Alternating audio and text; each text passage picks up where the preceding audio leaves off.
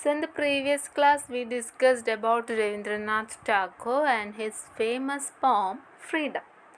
So ഫ്രീഡത്തിൽ എന്താണ് പറയുന്നത്? It is about British colonialism, അതുപോലെ തന്നെ ഇമ്പീരിയലിസം, അതുപോലെ പ്രതികരിക്കാൻ പറ്റാണ്ട് ഒരു പപ്പറ്റ്സ് ലൈഫ് പോലെ ജീവിക്കുന്ന കുറച്ച് ആളുകൾ. ഇവിടെ കുറച്ച് ആളുകൾ എന്നോട് ഉദ്ദേശിക്കുന്നത് നമ്മൾ ഇന്ത്യൻസിനെയാണ്. അതുപോലെ തന്നെ he said that the actual freedom is freedom from fear. നമ്മൾ പേടിയിൽ നിന്ന് നമ്മളെപ്പോഴാണ്, അല്ലെങ്കിൽ ഭയത്തിൽ നിന്ന് നമ്മളെപ്പോഴാണ് മുക്തരാകുന്നത്, that moment we will get freedom. അങ്ങനെയാണ് ടാഗോർ പറയുന്നത്. So Tagore is also related to freedom struggles. അപ്പോൾ ആൾ ഒരു ടിപ്പിക്കൽ ആയിട്ടുള്ള ഒരു കൊളോണിയലിസ്റ്റ് ആ ഒരു റൂൾ ബ്രേക്ക് ചെയ്യാൻ വേണ്ടിയിട്ട് വളരെയധികം ശ്രമിച്ചിട്ടുള്ള ഒരാളാണ്. അപ്പോൾ അതെങ്ങനെയാണെന്ന് വെച്ച് കഴിഞ്ഞാൽ അദ്ദേഹം ഏറ്റവും കൂടുതൽ അദ്ദേഹത്തിൻ്റെ വർക്ക്സിലൂടെയാണ് ഇങ്ങനെയുള്ള കാര്യങ്ങൾക്ക് ശ്രമിച്ചിരുന്നത്. അതായത് കോമൺ പീപ്പിൾ ലൈഫ്, അതുപോലെ തന്നെ ഈ രാജ്യത്തെ അവസ്ഥ, അതെല്ലാം മാറ്റാൻ വേണ്ടിയിട്ട് വളരെയധികം ശ്രമിച്ചിരുന്നു.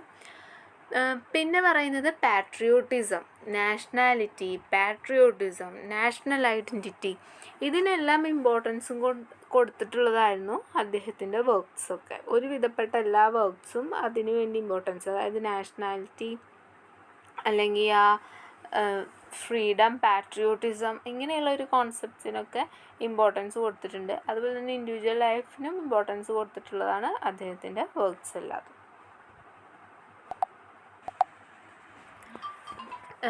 സോ ഇത് അദ്ദേഹത്തിൻ്റെ പോമാണ് freedom. So we already discussed it. അപ്പോൾ ഇതിൽ പറയുന്നത് അലിട്രേഷൻ, അതുപോലെ തന്നെ മെറ്റഫർ, അങ്ങനെയൊക്കെയുള്ള ഫിഗർ ഓഫ് സ്പീച്ചസ് വരുന്നുണ്ട്. പിന്നെ അതുപോലെ തന്നെ കൊളോണിയൽ റൂൾ എങ്ങനെയാണ്, അതിനെ എങ്ങനെ എതിർക്കണം, അതുപോലെ തന്നെ എന്തിൽ നിന്നെല്ലാം ജനങ്ങൾ ഫ്രീഡം നേടണം, അതൊക്കെയാണ് ഈ ഒരു പോത്തിൽ പറയുന്നത്. സോ ഇതിൻ്റെ ഡീറ്റെയിൽ ആയിട്ടുള്ള അനലൈസിസിലോട്ട് നമുക്ക് പോവാം. The first wish he has for India is the wish of freedom from fear. അപ്പോൾ ആദ്യത്തെ വിഷ് എന്ന് പറയുന്നത് ഫ്രീഡം ഫ്രം ഫിയർ ആണ്. He believes fear of his countrymen is responsible for her plight of slavery. അപ്പോൾ ഈ രാജ്യത്തുള്ള ആളുകളുടെ ഈ ഒരു പേടി, ആ പേടിയാണ് സ്ലേവറിക്ക് കാരണം. In the first two line of a poem he refers to India as the motherland and states that he wants India to be free from fear. അപ്പോൾ ഇവിടെ ഇന്ത്യനെ എന്താണ് പറയുന്നത്? മാതൃഭൂമി എന്നൊക്കെയാണ് പറയുന്നത്, മദർലാൻഡ് എന്നാണ് പറയുന്നത്. So he wants India to be free from fear. His use of alliteration or repetition of the first sound in the words freedom from fear and freedom again in the first line emphasize the urgency of his call for Indian independence. So അദ്ദേഹം Indian ഇൻഡിപെൻഡൻസിന് വേണ്ടി ശ്രമിക്കുന്ന ഒരാളാണ്. So പറയാണ് Indian independence സ്ട്രഗിളിനുള്ള നേരമായി എന്നും കൂടി പറയുന്നു. The word freedom is repeated throughout the poem to express the poet's deep wish for his country to be independent. അപ്പോൾ ഇവിടെ പറയാണ്, നമുക്ക് മിക്ക ലൈൻസിലും നമുക്ക് കാണാൻ പറ്റുന്ന ഒരു വേർഡാണ് freedom. So it is repeated so many times. അപ്പോൾ ഇവിടെ എന്തുകൊണ്ടാണ് റിപ്പീറ്റഡ് ആക്കിയിരിക്കുന്നത്? It express the poet's deep wish for his country to be independent. Then the second wish he has for his motherland is the freedom from the burden of senseless, illogical and orthodox beliefs and traditions which don't let her see the future. So the next അദ്ദേഹം ആഗ്രഹിക്കുന്നത് എന്താണ്? Freedom from the burden of illogical അല്ലെങ്കിൽ orthodox beliefs അല്ലെങ്കിൽ customs അല്ലെങ്കിൽ traditions. And പറയാണ് ഇങ്ങനെയുള്ള ട്രഡീഷൻസും കസ്റ്റംസും എല്ലാം വെച്ച് കഴിഞ്ഞാൽ നമുക്ക് എന്ത് ചെയ്യാൻ പറ്റില്ല? We can move to the future. അപ്പോൾ ഫ്യൂച്ചറിക്ക് തടസ്സമായി നിൽക്കുന്ന എല്ലാറ്റിൽ നിന്നും നമുക്ക് ഫ്രീഡം വേണം.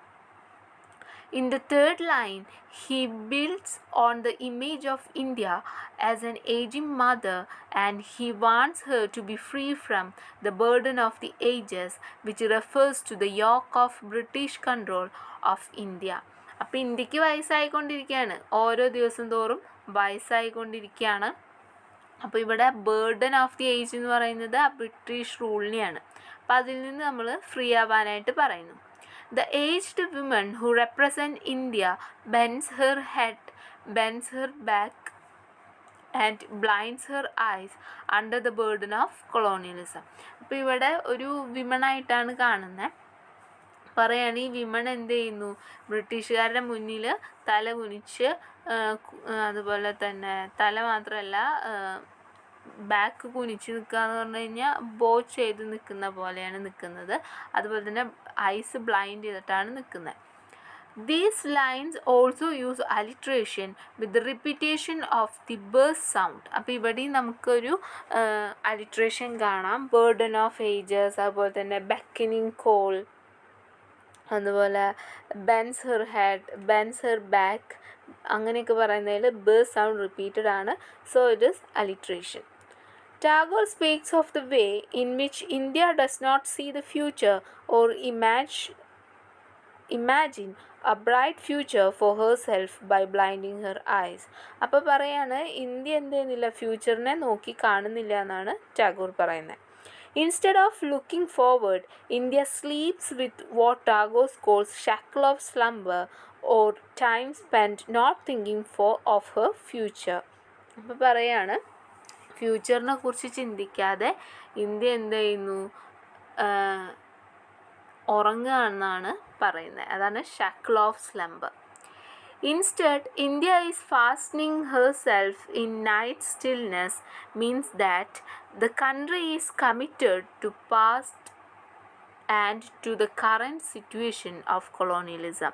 The country mistrusts the star that speaks of truth's adventurous paths, meaning that the country does not look around in its dark time and imagine a brighter future for itself as independent. അപ്പോൾ പറയാണ് India ഒരിക്കലും എന്ത് ചെയ്യുന്നില്ല, ഇൻഡിപെൻഡൻസിനെ കുറിച്ചിട്ടൊന്നും ചിന്തിക്കുന്നില്ല. അവർ British റൂളിൽ അങ്ങനെ ജീവിച്ചു പോവാണ്. അവർ ഇരുട്ടിലാണെന്നാണ് പറയുന്നത്. ആ നൈറ്റ് എന്നുള്ളത് സിഗ്നിഫൈ ചെയ്യുന്നത് ഡാർക്ക്നെസ്, ഇരുട്ട്, അതായത് ഒരു ഇഗ്നോറൻസ് എന്നൊക്കെ വേണമെങ്കിൽ നമുക്ക് പറയാം. Then his third wish for India is to break free of her fear of taking risk. He wants her motherland to dare to walk on the adventurous path. He also wants her not to trust so much in the uncertain destiny, nor allow the control of her forward movement in the hands of narrow-minded and heartless people. അപ്പോൾ അടുത്ത wish എന്ന് പറയുന്നത് എന്താണ്, break free of fearing of taking risk. അതായത് risk എടുക്കാൻ പേടിച്ച് നിൽക്കുകയാണ് ഇന്ത്യക്കാർ. അപ്പോൾ അവരോട് പറയാണ് ആ ഒരു പേടി നിങ്ങളുടെ ഉള്ളിൽ നിന്ന് മാറ്റുക, നിങ്ങൾ നിങ്ങളിൽ തന്നെ ട്രസ്റ്റ് ചെയ്യാനൊക്കെയാണ് പറയുന്നത്. Then his last wish for her motherland is the freedom from humiliation of living as slaves in the hands of foreign invaders. അപ്പോൾ ഇനി ടാഗോറിൻ്റെ അടുത്ത ഒരു വിഷ് എന്ന് പറയുന്നത് എന്താണ്, ഫ്രീ ഫ്രം സ്ലേവറി അല്ലെങ്കിൽ ഫ്രീ ഫ്രം ഹ്യൂമിലിയേഷൻ. അതായത് ഇവിടെ ഇൻവേഡേഴ്സ് എന്ന് ഉദ്ദേശിക്കുന്നത് ബ്രിട്ടീഷുകാർ തന്നെയാണ്. അപ്പോൾ അവരുടെ ഇടയിൽ നമ്മളെന്താണ്, ഒരു സ്ലേവ് ആയിട്ടാണ് ജീവിക്കുന്നത്. അപ്പോൾ അതിൽ നിന്ന് ഒരു ഫ്രീഡം വേണം. മദർലാൻഡിന് സ്ലേവറി, അപ്പോൾ തന്നെ ഹ്യൂമിലിയേഷൻ, അതിൽ നിന്ന് ഫ്രീഡം വേണം എന്നാണ് പറയുന്നത്. When Tagore asks for freedom from the anarchy of destiny, he means that he doesn't want his country to just blindly and passively follow the fate that has been given to it, and he compares this fate or destiny to a sailboat that has to follow winds that are blowing in every direction and that is captained by an uncaring hand. അപ്പോൾ ഇവിടെ പറയുന്നത് എന്താണെന്ന് വെച്ച് കഴിഞ്ഞാൽ നമ്മുടെ ഇന്ത്യനെ ഒരു sale ബോട്ടുമായിട്ട് എന്ത് ചെയ്തിരിക്കുന്നു, മെറ്റഫർ, അതായത് ഉപമിച്ചിരിക്കുകയാണ് ചെയ്യുന്നത്. അപ്പോൾ ഈ സെയിൽ ബോട്ട് എന്ത് ചെയ്യുന്നു, വിൻഡ്, ഒരു ഏത് ഡയറക്ഷനിൽ വിൻഡ് വരുന്നോ ആ ഡയറക്ഷനെ ഫോളോ ചെയ്യുന്ന ഒരു അവസ്ഥയാണ്. അപ്പോൾ ഇത് ക്യാപ്റ്റൻ, അപ്പോൾ അതിന് മുന്നിലൊരു നല്ലൊരു ക്യാപ്റ്റൻ ഉണ്ട്, ആ വീല് ഹെൽമൊക്കെ നന്നായി തിരിക്കുന്ന ഒരാളുണ്ടെങ്കിൽ നമുക്ക് എന്ത് ചെയ്യാൻ പറ്റും, നമുക്ക് വിജയത്തിലോട്ടെത്താം, അതായത് നമുക്ക് ഫ്രീഡം കിട്ടും. പക്ഷെ ഹിയർ ഇന്ത്യയുടെ അവസ്ഥ എന്താണ്, ക്യാപ്റ്റൻ ആയിരിക്കുന്നത് ആരാണ്, ഒരു അൺകെയറിങ് ഹാൻഡാണ്, അതായത് ആരും അതിനെക്കുറിച്ച് അത്ര ബോധേഡ് ആവുന്നില്ല. This is a metaphor in which his country is compared to a sailing boat following uncertain winds with an uncaring person at the helm. അതായത് ആരും നിയന്ത്രിക്കുന്നില്ല എന്നാണ് പറയുന്നത്. He wants her to stop living like a puppet whose each and every movement is governed and controlled by the master of the show. അപ്പോൾ പിന്നെ പറയാണ് നമ്മുടെ ലൈഫെല്ലാം puppets ലൈഫാണ്. അപ്പോൾ ടാഗോർ പറയുന്നു അത് നിർത്തുക, അതായത് he want to stop living like a puppet. ഇവിടെ ഹേർ എന്ന് പറയുന്നുണ്ട്. അപ്പോൾ വാണ്ട്സ് ഹേർ എന്ന് പറഞ്ഞു കഴിഞ്ഞാൽ മദർലാൻഡ്, അതായത് ഇന്ത്യ എന്നാണ് ഉദ്ദേശിക്കുന്നത്. അപ്പോൾ ഇന്ത്യയിലെ ജനങ്ങളോടാണ് പറയുന്നത്, നിങ്ങൾ എന്ത് ചെയ്യുക, ഈ പാവകളെ പോലെയുള്ള ജീവിതം അവസാനിപ്പിക്കൂ. അതാരാണ് കൺട്രോൾ ചെയ്യുന്നത്, governed and controlled by the master of the show, അതായത് ബ്രിട്ടീഷേഴ്സ്, അവരാണ് കൺട്രോൾ ചെയ്യുന്നത്, അത് അവസാനിപ്പിക്കുക. He wishes for her motherland to live freely, taking her own decisions and creating her own future. അപ്പോൾ ഇവിടെ പറയുന്നത് എൻ്റെ മദർലാൻഡ്, അതായത് ഇന്ത്യയിലെ ജനങ്ങൾ എങ്ങനെ ജീവിക്കണം എന്നാണ് പറയുന്നത്. He wishes for her motherland to live freely, അതായത് സ്വാതന്ത്ര്യത്തോടെ, അതുപോലെ തന്നെ സ്വന്തം ഡിസിഷൻ അവർക്ക് തന്നെ എടുക്കാനുള്ള സ്വാതന്ത്ര്യം, അതെല്ലാം കിട്ടിയിട്ട് വേണം ഫ്യൂച്ചറിൽ ജീവിക്കാൻ എന്നാണ് ടാഗോർ പറയുന്നത്. Then Tagore asked for freedom from India, living in a puppet's world, by which he means a world in which India is controlled by other countries and forces as a puppet is controlled by a puppeteer. അപ്പോൾ ഇവിടെ പറയാണ് ടാഗോറിൻ്റെ ആഗ്രഹം എന്താണ്, India എന്ന് പറയുന്നത് ഒരു greatest ഫോഴ്സായിട്ട് വരണം, ഇന്ത്യ എല്ലാ രാജ്യത്തെയും കൺട്രോൾ ചെയ്യണം, അല്ലാണ്ട് നമ്മളൊരിക്കലും ഒരു പാവക്കൂത്തുകാരൻ്റെ കയ്യിൽ പെട്ടുപോകരുത് എന്നാണ് പറയുന്നത്. The movements are orchestrated through brainless wires, meaning that England controls India without thinking and by following mindless habits, means customs that are followed without reason. അപ്പോൾ ഇവിടെ പറയുന്നത് ബ്രെയിൻലെസ് വയേഴ്സ് എന്ന് പറഞ്ഞാൽ ഉദ്ദേശിക്കുന്നത് ബ്രിട്ടീഷുകാരാണ് നമ്മളെ കൺട്രോൾ ചെയ്യുന്നത്. മൈൻഡ്ലെസ് ഹാബിറ്റ്സ് എന്ന് പറഞ്ഞു കഴിഞ്ഞാൽ കസ്റ്റംസ്, നമ്മൾ ഫോളോ ചെയ്യുന്ന കസ്റ്റംസിനെയാണ് പറയുന്നത്. അപ്പോൾ പറയുകയാണെങ്കിൽ ഇതൊക്കെ മാറ്റണം എന്നാണ് ടാഗോർ പറയുന്നത്. In this extended metaphor, comparing India to a puppet show, figures who are clearly Indians wait obediently just to follow the master of the show, meaning their England rulers. അപ്പോൾ ഇവിടെ ഒരു മെറ്റഫർ വീണ്ടും വന്നു. ഇന്ത്യനെ എന്തായിട്ട് കമ്പയർ ചെയ്യുന്നു, puppet show ആയിട്ട് compare ചെയ്യുന്നു. അപ്പോൾ ഇവിടെ പറയുന്നത് നമ്മളെല്ലാവരും ആരുടെ അടിമകളാണ്, ബ്രിട്ടീഷുകാരുടെ അടിമകളാണ്, British റൂളേഴ്സിൻ്റെ അടിമകളാണ്. Therefore, the Indians live a mimicry of life, meaning an inauthentic life controlled by others. അപ്പോൾ പറയുകയാണ് ഇന്ത്യക്കാരെല്ലാവരും ജീവിക്കുന്നത് എങ്ങനെയാണ്, മിമിക്രി ഓഫ് ലൈഫ്, അതായത് ഇൻഒതൻറ്റിക് ലൈഫ്, നമ്മൾ അൺറിയൽ ലൈഫാണ് ജീവിക്കുന്നത്, കൺട്രോൾഡ് ബൈ അതേഴ്സ്, മറ്റുള്ളവരാണ് നമ്മളിപ്പോൾ എന്ത് ചെയ്യുന്നത്, നിയന്ത്രിക്കുന്നത്. സോ ഇവിടെ ഇനി പറയുന്നത് ഓരോ ഫ്രേസിൻ്റെയും മീനിങ്സ് ആണ്. അപ്പോൾ first one is puppets world എന്നോട് ഉദ്ദേശിക്കുന്നത് India the motherland is like a puppet under the colonial powers, അതായത് puppet under the British rulers. നമ്മൾ മറ്റുള്ള റൂളേഴ്സിൻ്റെ, അതായത് എസ്പെഷ്യലി ബ്രിട്ടീഷുകാരാണ് ഇവിടെ ഉള്ളത്, അപ്പോൾ ബ്രിട്ടീഷ് റൂളേഴ്സിൻ്റെ പപ്പറ്റ്സ് ആണ് നമ്മൾ എന്നാണ് ഈ പപ്പറ്റ്സ് വേൾഡ് എന്നുള്ളത് കൊണ്ട് ഉദ്ദേശിക്കുന്നത്. India or the motherland is like A puppets of colonial powers. Then next phrase ആണ് beckoning call of the future. It means future promises India. അതായത് ഇന്ത്യക്ക് നല്ലൊരു ഫ്യൂച്ചർ ഉണ്ട്, freedom and independence and brighter years ahead. അപ്പോൾ India ഇപ്പം എങ്ങനെയാണ് കിടക്കുന്നത്, colonial റൂളേഴ്സിൻ്റെ അടിയിലാണ്, ഫ്രീഡം ഇല്ല, സ്ലേവറിയാണ്, അവർ പറയുന്നതൊക്കെ നമ്മൾ അനുസരിക്കണം, ഒരു പാവകളെ പോലെയാണ് ജീവിക്കുന്നത്. അപ്പോൾ beckoning call of the future എന്ന് പറഞ്ഞു കഴിഞ്ഞാൽ ഫ്യൂച്ചർ ഇസ് വെയിറ്റിംഗ്. നമുക്ക് ഫ്രീഡം, ഇൻഡിപെൻഡൻസ് അതൊക്കെ കിട്ടിക്കഴിഞ്ഞാൽ നമുക്ക് വരാൻ കിടക്കുന്നത് എന്താണ്? ബ്രൈറ്റർ ഇയേഴ്സ് ആണ്. So that is beckoning call of the future. Promises of India, future promises of India. Then next phrase ആണ് ബേർഡൻ ഓഫ് ഏജസ്. അപ്പോൾ ഇവിടെ ബേർഡൻ ഓഫ് ഏജസ് എന്ന് പറയുന്നത് ഇന്ത്യക്ക് വയസ്സായി എന്നൊക്കെയാണ് ഉദ്ദേശിക്കുന്നത്. ഒരു സ്ത്രീയായിട്ട് ഉപമിക്കുന്നു. മദർലാൻഡ് ആണല്ലോ, അപ്പം മദർ എന്ന് പറഞ്ഞാൽ സ്ത്രീയാണ്.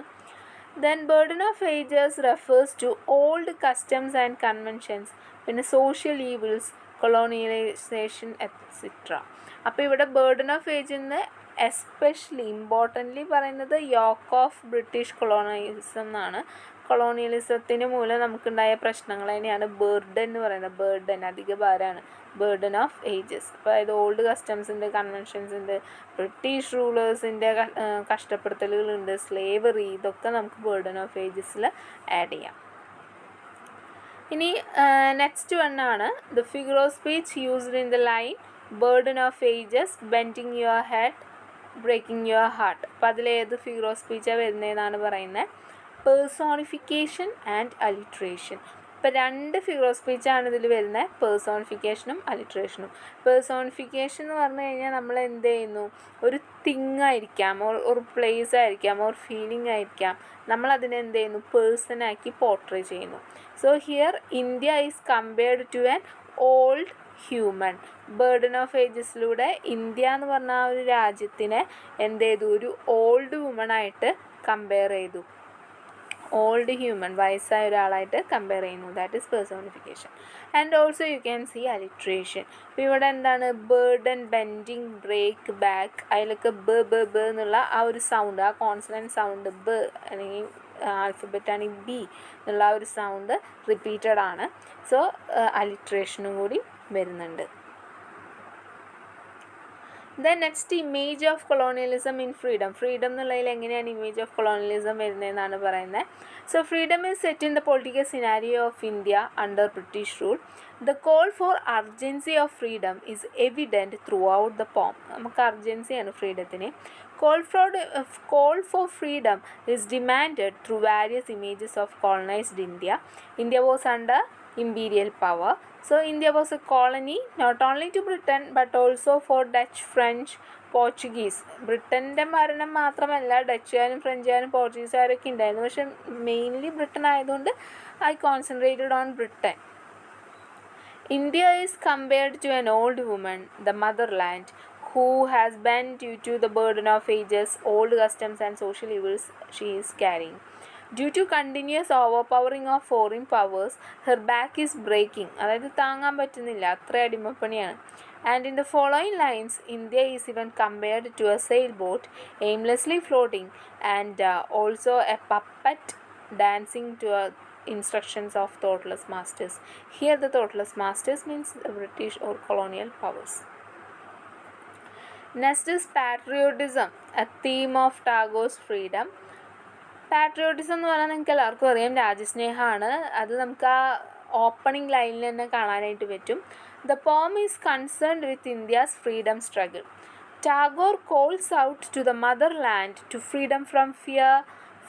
freedom from the shackle of oppression, freedom from fear of outsiders, and the reader experiences the weight of colonial powers from which Tagore seeks to save his beloved country.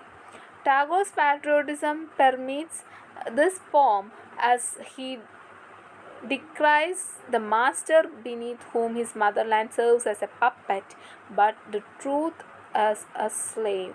Freedom is where the mind is without fears. ഇവിടെ burden of ages അതിലൂടെയൊക്കെ ആ ഒരു emotion പുറത്തേക്ക് വരുന്നുണ്ട്. So patriotism ഉള്ളതുകൊണ്ടാണ് ഇങ്ങനത്തെ കാര്യങ്ങളൊക്കെ തുറന്നെഴുതി ജനങ്ങളെ എന്ത് ചെയ്യുന്നത്, അവരെ തന്നെ ഒരു ബോധവാന്മാരാക്കി ഫ്രീഡം സ്ട്രഗിളിലോട്ട് എത്തിക്കാനായിട്ട് നോക്കുന്നത്. Then concept of freedom based on Tagore's freedom. Actually freedom is a patriotic poem by Tagore, the Bard of Bengal. He got Nobel Prize. We already discussed that.